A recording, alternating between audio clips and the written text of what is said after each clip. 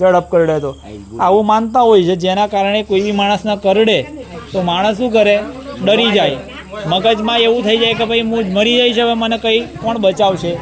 તો એવા સમયમાં તમારી આજુબાજુમાં કોઈક એવું કહેશે કે ભાઈ બુવા જોડે લઈ જઈશ, તાનો આરામ થઈ જશે. તો માણસ માનસિક રીતે જે હારી ગયો હોય એને એવું લાગે કે ભાઈ 100% હું મરી જ જઈશ એવું વિચારતો હોય. માણસને એવું લાગે કે ભાઈ બુવા જોડે જઈશ તો બુવો મને બચાવી લેશે.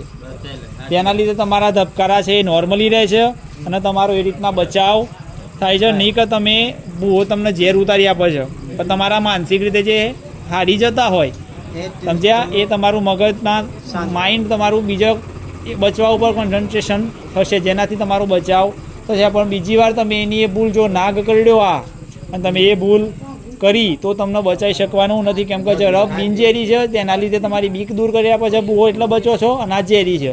આનાથી બચવું હોય તો એન્ટીવેનમ મુકાવવું પડે.